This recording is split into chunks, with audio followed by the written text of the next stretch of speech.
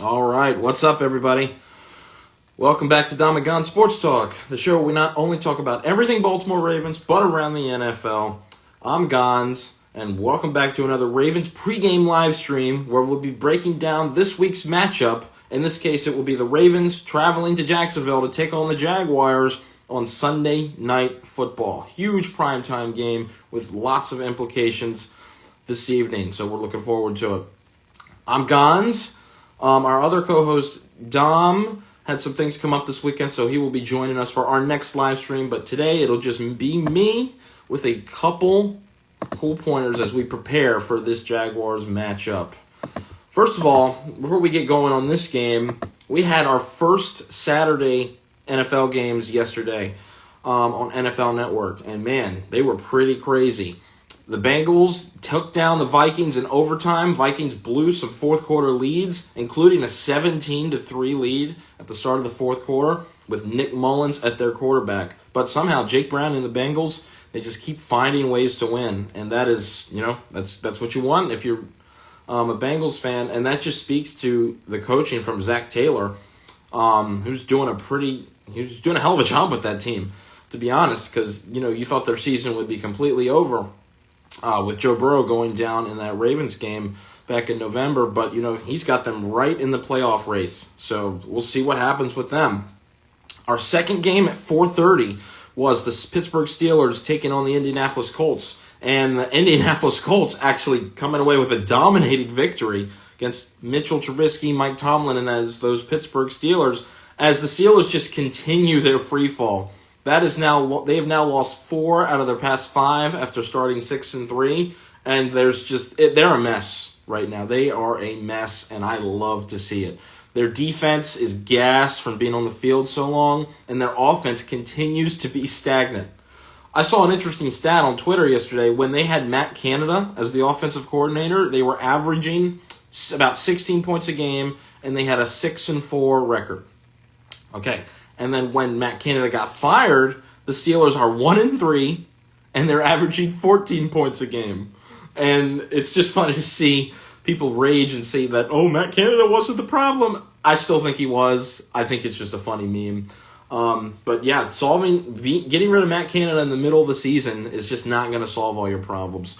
You still have issues on offense. And it's such a weird thing to do. And Rich Eisen and Kurt Warner, who were commentating last night's game, brought this point up as well. They have so much talent on their offense, like George Pickens, Deontay Johnson, Pat Freiermuth, Jalen Warren, Najee Harris, yet they just can't put it together. And when you can't pinpoint a problem, and this just goes for anything in life, if you can't pinpoint the actual problem, what's going on, it's really hard to make a fix. So Steelers offense, they can't put their finger on what exactly is going wrong. So how are they going to be able to fix it week to week? And that's the challenge that's presented to Mike Tomlin.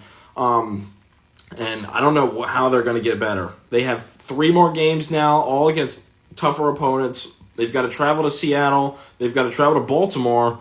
And there's one more team. Oh, yeah, they've got one more home game against the Cincinnati Bengals next Saturday. So we'll see how they do. They are now 7-7 on the outside looking in on the playoff race. So we'll see what happens, but they have dropped to 4th place in the division, and there's nothing more to see it. And I'm so happy that they're losing so many games because the way they play, it's finally catching up with them. They were scrapping by early in the year, going out 6-3 head start. But they didn't look good when they played. They were feasting on other people's mistakes. And I said, if you play to win and not play not to lose, you could get a lot more wins. And that's what the Steelers do. They prey on the opponent's downfall. They're waiting for those opponents to make those mistakes where they can pounce on it and go take the game away. But these guys that they have played recently haven't been making those monumental mistakes in the fourth quarter. Like the Colts, for example, yesterday just started running the ball over and over and over and over again. The Steelers had no answer. So you're just going to sit back and wait for a mistake and not go try to take the game away from your opponent. It's not going to result in good results. And that's exactly what's happening with the Steelers. We love to see that. And then our final game on Saturday slate yesterday was the Denver Broncos taking on the Detroit Lions. And boy, the Lions, talk about a get-right performance for Jared Goff in that offense. Jared Goff, 5 touchdowns as the Lions put up 42 points, and the Broncos scored 17. Bounce back game for that defense as well. So that's exactly what the doctor ordered if you're a Detroit Lions fan as we get closer to the playoffs.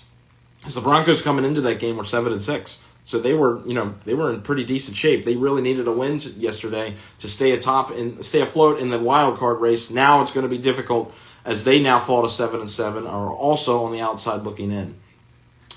But now we can talk about some good things with the Ravens. These implications can actually clinch us a playoff spot because of the results yesterday. All the Ravens need to do now tonight is take care of the Jaguars, and they have punched their ticket into the postseason. So, a lot riding on tonight's game. So we'll see how they respond. I believe the scenarios with Denver losing and the Steelers losing. So now all we got to do is win. Just win this game tonight, and you are secured a playoff spot. Whatever happens in the final 3 weeks, you are secured a playoff spot. So that's great. It's wonderful. All right, so let's get talking about this game a little bit. And, it's always appropriate that we begin at the injury report. So starting with the Baltimore Ravens, everyone on the active roster was practicing. And that is a beautiful thing to see. Malik Ham, limited practice, questionable with an ankle. Kyle Hamilton, who seriously dodged a bullet last week in our matchup with the Rams with that knee injury, practiced all week. And limited Wednesday and Thursday, but he fully practiced on Friday, and he's listed as questionable. John Harbaugh said he has a good chance to play this game. I'm going to give my thoughts on that in a second, but to read the rest of the injury report, Roquan Smith popped up with a back injury, but he practiced fully, and he doesn't have an injury designation, so he'll be out there tonight. Same for Malik Harrison, dealing with that groin injury. So we're fully healthy almost, practically fully healthy, as we approach this December 17th game with the Jaguars. Before we talk about the Jaguars injury report, Kyle Hamilton, we really need to take this slow. I wouldn't try to force him onto the field because we will need him for the long run. You all saw when he went out last week in the Rams game how different our defense looked. We need to make sure he's okay for the long run. So don't force him out if needed. If it's not needed. I mean, we still got Geno Stone, we still got Marcus Williams, so we got some guys that could play the slot. We got Pepe Williams returning, so he could play some slot corner and try to jam some tight ends to the line of scrimmage. But I know that'll be a tough task with up and coming. What's his name? Evan Ingram, who's been having a great year. He had 2 touchdowns last week against the Browns. So the slot nickelback is going to have his work cut out for him. But I think we can fill in the gaps there if needed. We just don't want to risk Kyle Hamilton being seriously injured and missing substantial time. So if he's not ready to go, if he's not 100%, then there's really no need to play him. Unless, because we've got some big matchups down the road. 49ers next Monday. Dolphins on the following week. So, rest him. Make sure he's good to go. Taking a look at the Jacksonville Jaguars injury report, holy smokes, they have a ton of people listed with injuries on there. They've got 1, 2, 3, 4, 5, 6, 7, 8, 9, 10, 11, 12 people listed on the injury report, starting with Travis Etienne, who was limited in practice this week with a rib injury. Trevor Lawrence, obviously still dealing with that high ankle sprain, but he fully participated, no injury designation, so he'll be out there. The question will be, how effective will he be? Is he still going to be hindered, or is he going to have more mobility? Because he looked like he definitely was hindered a little bit in that Browns game last year, so we'll see. Jamal Agnew, who was activated off of IR, is questionable for the game. I'm not sure how much he practiced, but he is a speedster, and he's one of their special teams punt returners, and maybe kickoff returner too. So he could be a problem if we don't watch out. I'm not sure if he's going to be playing. The Jaguars' backup running back, Dearness Johnson, the former Cleveland Brown, dealing with a knee injury, also limited in practice, and not sure, and he'll be questionable as well. Their long snapper, Ross Matisic, dealing with a back injury, questionable. Walker Little, their O-lineman, I think he's their left tackle.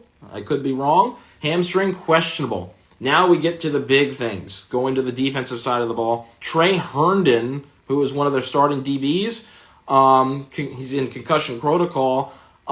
He's listed as questionable, but I heard a report that it's not likely for him to play. But maybe things will change. Maybe things have changed. I'll check on that after the game, or after we stream today, because this is a night game, so things could change over the next few hours. Andre Sisco, their safety, is out with a groin injury, so that's a big loss for them. Same for Tyson Campbell, their cornerback. Both starters, both down. That leaves the Jaguars with about 2, maybe 3 people missing from their starting secondary. So the Ravens need to be able to take advantage of that, and we'll break that down in a little bit. And then finally, Christian Broswell, questionable at cornerback, and Brenton Strange, their tight end, are listed as questionable. So a hefty report for the Jaguars.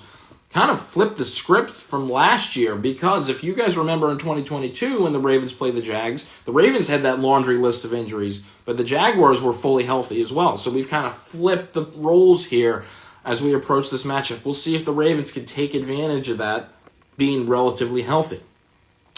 So we will see. All right, let's talk a little bit about the defense first, as they are taking on the Jacksonville Jaguars offensive line with offense in general, with Trevor Lawrence at quarterback, Etienne at running back, Evan Ingram at tight end, and a couple decent wide receivers in Zay Jones. Parker Washington has come on a little bit late, and others. So, Jaguars are also missing Christian Kirk, their number 1 wide receiver, still on injured reserve, getting injured in that Bengals game a few weeks ago. And then Lawrence obviously hindered. Travis Etienne is hindered. So this team is a little bit hindered on offense, and I think the Ravens defense needs to make them pay for sure, especially getting after Trevor Lawrence. Another stat that I read was that the Jacksonville Jaguars offensive line has the 30th ranked pass block win percentage. So this is the opportunity for the Ravens pass rush to get back on track a little bit, get some more pressure, and completely wreck this game.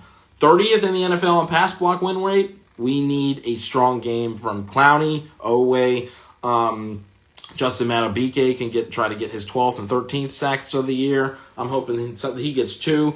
But this is an opportunity for us to get multiple sacks. And I'm thinking maybe 3 or 4. So we don't want to let Trevor Lawrence get going, because we know how he does. He can cook if he gets hot. Don't give him time to pick you apart. And I know they're missing some people on offense, but you don't want to get Evan Ingram going. You don't want to get Zay Jones going. We all know who Zay Jones is after last year's matchup.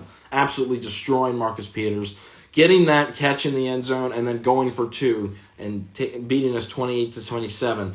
We don't want a repeat of that. So let's key in on that. Pressure Lawrence, make him not be able to get the ball out, and things should be good to go. As for the nickel corner, that I touched on this earlier when we talked about the injury report, Pepe Williams could step in if Kyle Hamilton doesn't play. Obviously, Kyle Hamilton's responsibility mainly would be keeping Evan Ingram under control, who's really come on strong late. He's had the case of drops a little bit, but last week he was catching almost everything against Cleveland. He had 5 catches, 95 yards, and 2 touchdowns. The Browns could not stop him, so we don't want to let him get going against us either.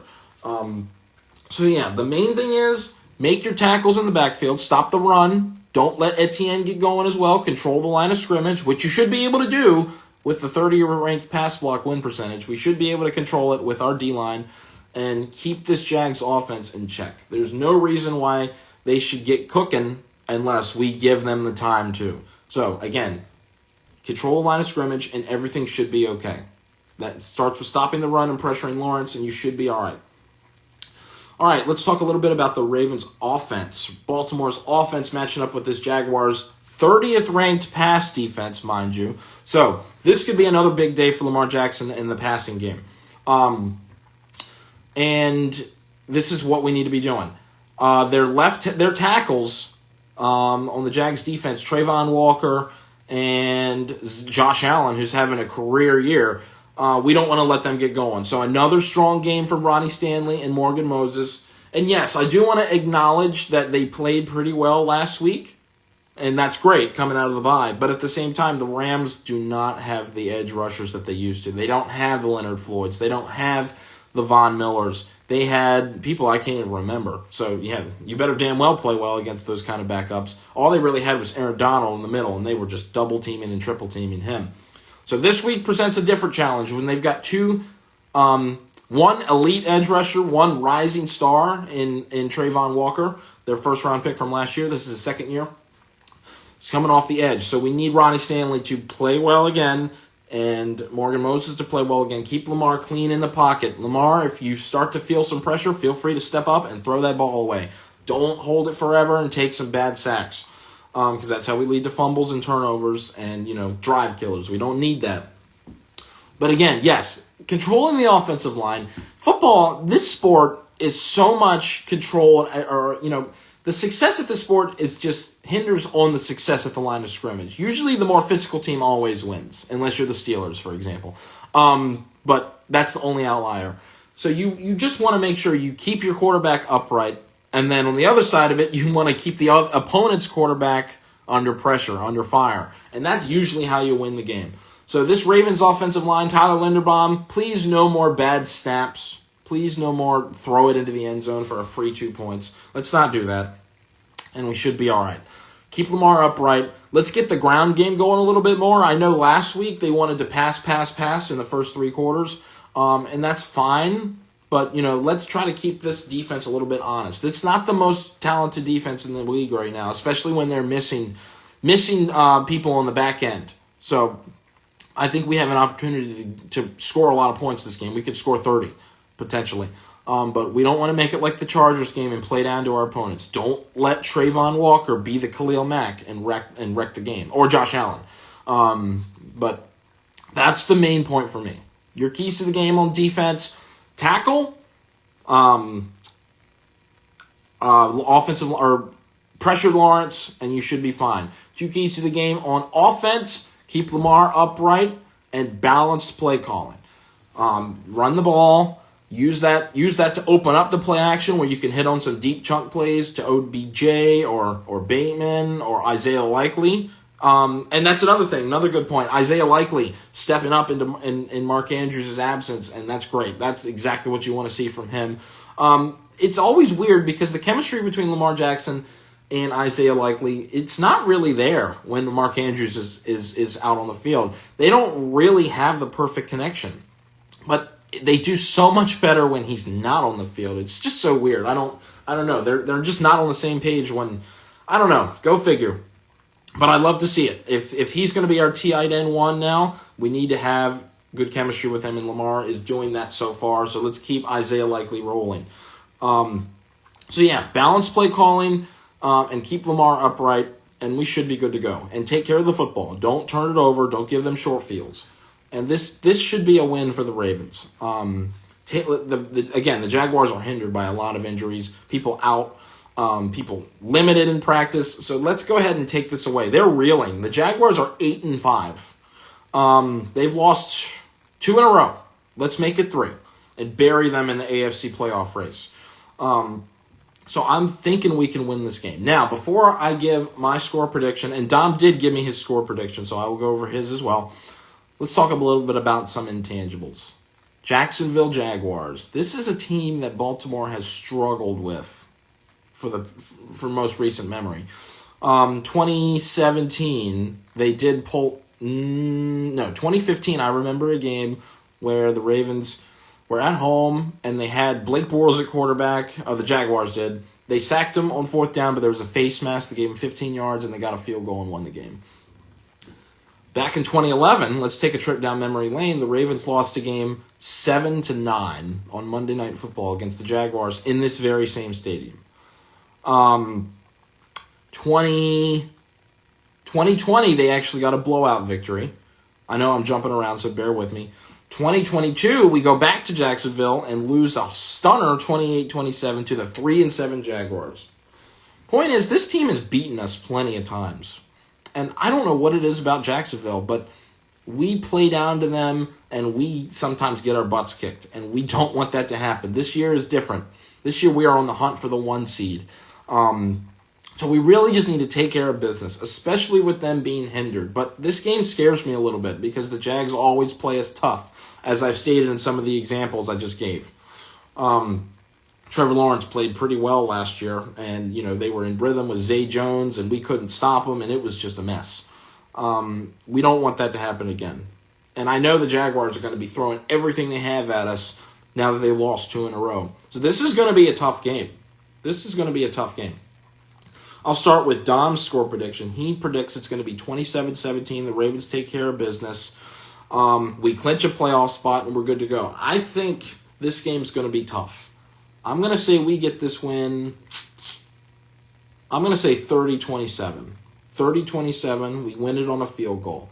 I just don't know if our defense is going to shut down this Jacksonville offense well enough to where we can win by more than a touchdown or a field goal. But I do think at the end of the day we're going to find a way to win, which is good, and then we'll secure a playoff spot. But I think the road to get there will be tough. Another thing, this defense, real quick note on the defense, it's got to be better than last week. Last week it was not good. Stafford could do whatever he wanted. And I know the Jaguars don't have Puka Nacua or Cooper Kupp, but they've got their own weapons. As I said, they've got Trevor Lawrence, they've got Evan Ingram, and they've got Zay Jones, who's not as good as Cooper Kupp in any way, but he can still cook you, as we saw last year. So this team has got to be ready to go tonight on both sides of the ball. We've got to go back to our old ways on defense, like we did in that Chargers game, how we did on some of our other games this year, the Lions, the Seahawks. I know we're capable of doing it. And even without Kyle Hamilton, we should still be able to get enough pressure on Lawrence to win this game and disrupt their offense. But we'll see. 30-27, that's the final from me. That's what I think is going to happen. Well, that's all I really have for this. So make sure did your team play already? We'll see. Leave it down in the comments. We will see you in the next few days. I think Wednesday we'll do the post game. Will the Ravens have a playoff spot by then? We will see. Only today will tell us. So we're looking forward to that. All right, ladies and gentlemen, thank you for tuning in. I know it was just me today, so I appreciate you guys coming through and giving us a little watch on this nice Sunday morning as we prepare for our Sunday slate of NFL games. I'm excited. I'm ready. Other games I'll be watching is the Browns and the Browns and the Bears matching up at 1 o'clock. And then another one that's interesting will be the Cowboys taking on the Bills. And then we've got our game at night, obviously. So we'll see what happens. Hopefully we come away with the win. We have a nice victory Monday tomorrow morning. Well, anyway, please leave a like, leave a subscription if you're watching this on YouTube. Appreciate you coming out. Don't hesitate to give us send us some comments if your team's going to win. Any comments on the Ravens, any questions you have for us, feel free to leave it down below. All right, that's going to be it from me. This is Gonz signing out. Go Ravens, and let's go Ravens flock. I hope we see you in a good mood on Wednesday. All right, guys, this is Gonz signing out. Have a great Sunday NFL football day, everybody. Let's go Ravens.